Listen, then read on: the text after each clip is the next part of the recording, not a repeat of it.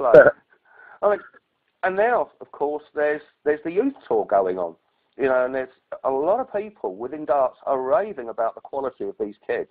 What's your take on it? You know, seeing somebody, again, with all your experience, how do you think they're coming along? Are they going about it the right way, in your opinion? Yes, I do. I think they are. I think they are going the right way with it. It's just, because they have cut off a level for it. You have to be correctly over 14 to play in it, and you have to be under 21. So yes, they have done it the right way. Because anybody under the age of 14, you know, they could be really good dart players, but you know, you're dealing with children then, and don't get me wrong, they're still children now, but it's very hard for them to make ability to play that and get beat and get disheartened. But what I've been watching of the youth tour so far, the quality of, I never know there's so many quality young dart players out there, to be honest. Well, and I think it's a good stepping stone for them to step in to make it a career of being a professional, really, because they play on the standard as we do on the Players Tour, so you know they get a bit of an head start into the Pro Tour if they ever actually make it. You know, when we used to do it, it was like straight in the deep end if you like it or not. So they're gaining the experience, you know, the competitive experience. They're also doing it in the Pro Tour environment. And so therefore, you know, you're thinking out of this tour at the moment, there's going to be a good few progressing on to the Pro Tour itself? Personally, in my opinion, yes, definitely. There's some good dart players. You know, I can rattle a few dart players off the top of the head. You've got Sean Griffiths, fantastic little dart player. And you've got, you know, he's gone into the tour, youth tour the first time this year, and then he's competing against people like Michael Van Gerwen, who's been around for ages. Yeah. He's still obviously a youth player. But, you know, then you've got Sean, Michael Smith, Chris Aubrey. They're all playing against the likes of Michael Van Gerwen, and they're competing against him, and they're beating him. And it's a great achievement for, you know, for young people who's gone into that environment for the very first time. And plus it gives them experience, you know, it gives them a bit of confidence, which is nice to see. You mentioned Chris Aubrey. He also plays on the Pro Tour. So he'll open up in the morning, you know, draw out at 11, first game usually around midday-ish. Now, the chances are, I think this is I'm not sure whether it's a good thing that the kids should be playing on the Pro Tour or a bad thing. Because I'll give you an instance. He opens up first game and gets dicked 6-0. So that's an immediate head down. How do you think that affects him when he's got his first game on the youth tour later that evening? I don't think it affects them too much because I think with the likes of Chris Aubrey, you know, he's quite a level-minded lad, and I think all the other youth sides, well, they treat the senior tour, you know, as a bit of experience for me. You know, it's a catch-22 with it, really, because they expect, you know, to go first round or second round, but if they actually beat, you know, great dart players, you know, as you take simple reason, Chris Aubrey in Barnsley a couple of weeks ago, he had Adrian Lewis second round, and he beat Adrian Lewis, world champion. You know, for a youth player like that, that's got to be one hell of an achievement. But at the end of the day, they've got to take the rough with the smooth. And to be honest, if we was all that age, we'd probably do both tours as well. Well, at our age, you know, we only want to play in one tournament. But they're young. They want it. They want all of it at once. And, you know, they will get disheartened in the senior tour, but they build themselves up to the youth because they think they played in the senior tour and they're playing other youth players who haven't played in it, and they think they've got a bit of more experience to play in that. And I think fair play to them. If they want to do both, I think it's down to the individual if they want to do it, to be honest. So you think it gives them a little bit of an edge, you know, and also fair play to Chris for beating the world champ. That is, as you say, some achievement in its own way. I think it gives them a little bit of an. It all depends the way they treat it. Obviously, no. If they get knocked out first round, you know, and they get excited and they go off to do other things. You know, it's the way you treat it during the day. It's like you play in the youth. Sorry, you play in the senior tour in the morning. Argument's sake, I would say about Chrissy on the Saturday. He got knocked out in the first round in Holland on the Saturday. Okay, he was unlucky. He had Peter Wright. Peter Wright's a good in form. Yeah, Chrissy played well, but he done the right thing. He went off for a couple of hours, went back to his room, chilled out for a couple of hours, watched a bit of TV, come back down about 4 o'clock and built himself up again to play in the youth. So he's treating it the right way. It's the way how you treat it, to be honest. Okay, that's all fair comments. Something you must have been asked before, on the odd occasion. Where on earth did that action of yours come from? Sometimes I ask myself the same question, to be honest. Do you do it deliberately? Just to piss off opponents? No, not at all. If I knew when I was a kid that if I'd done that to piss off opponents, I'd probably I've done it a long time ago and done it perfectionly.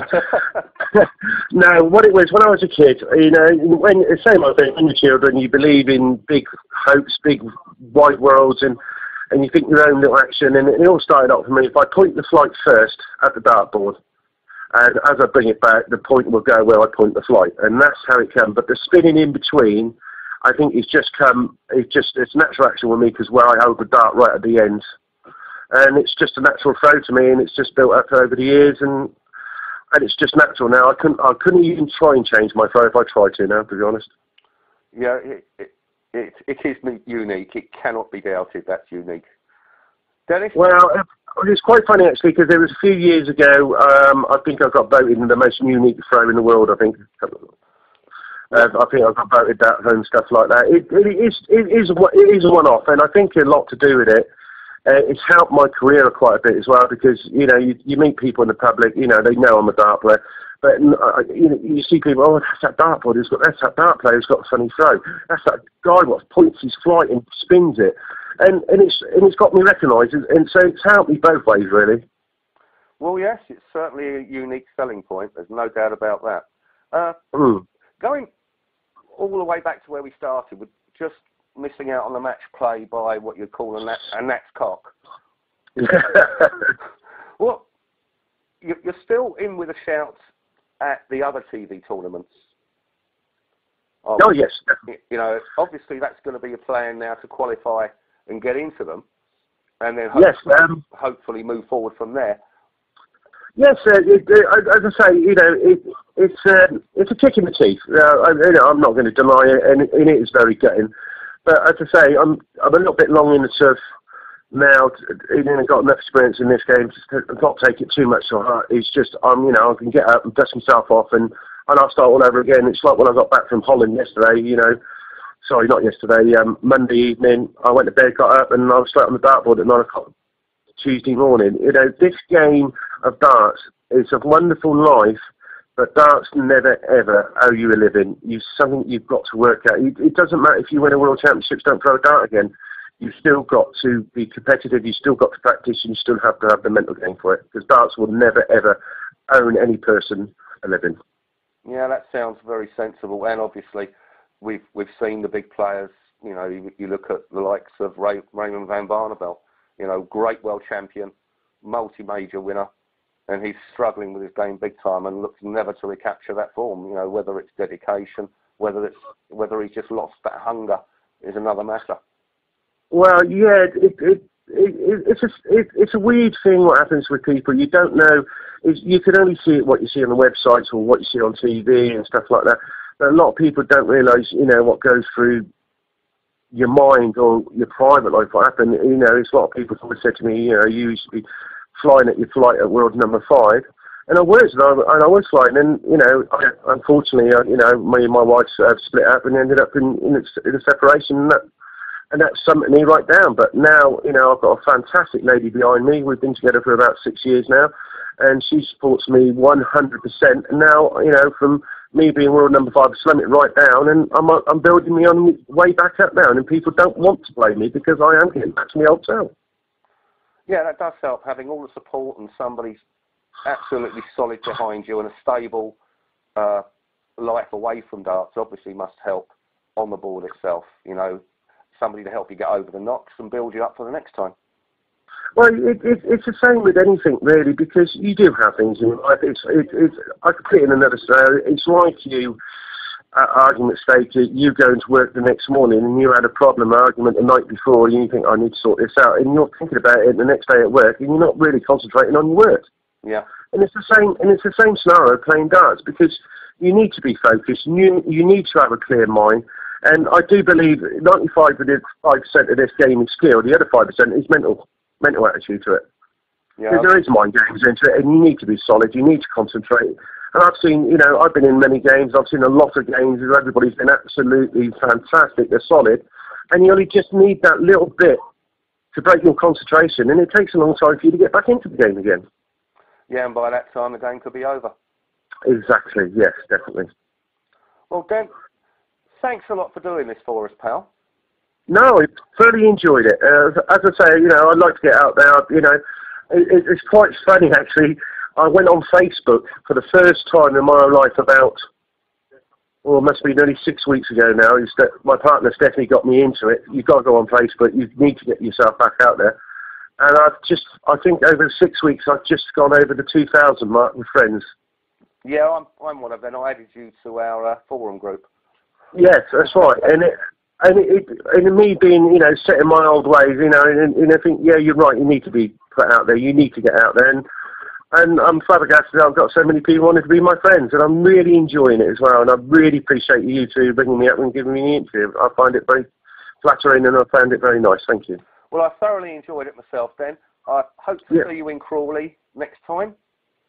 Yes, sir, because I think the next PDC tournament is going to be Canada. I am going to Canada. I'm facing Canada, and I will be at Crawley straight afterward as well.